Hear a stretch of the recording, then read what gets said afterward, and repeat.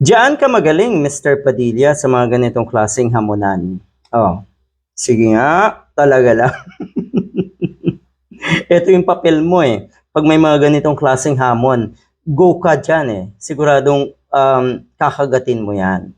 Pero kung ang hamon ay patalasan ng dunong, nako, magkekengkoy-kengkoyan ka dyan.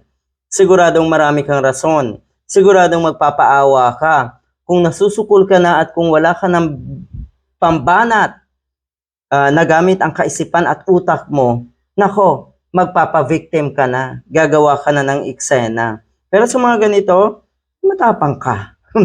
Physical eh. Pisikalan na tinatawag yung ganito eh. Yan ang gusto mo. Akala mo naman ay talagang etong pagbabanta ni Senator Erwin Tulfo, akala mo naman ay ikinababa ng pagtingin sa mga kababayan natin kung ano yung posisyon netong si Erwin Tulfo sa kanyang pagiging senador. Hindi po. Walang nabawas. Ang totoo niyan, yung pagsagot mo sa hamon niya, ang lalong nakapasama sa'yo, Mr. Padilla.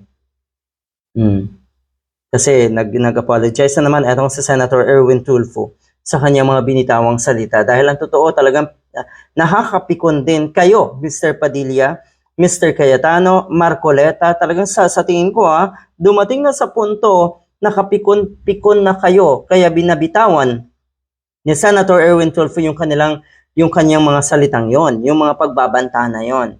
Pero kung ikukumpara natin yung pagbabanta ni Sara Duterte sa Pangulo, sa dating speaker, sa First Lady, di hamak na yung pagbabanta ni Sara Duterte ang kasuka-suka at kasuklam-suklam na gawain.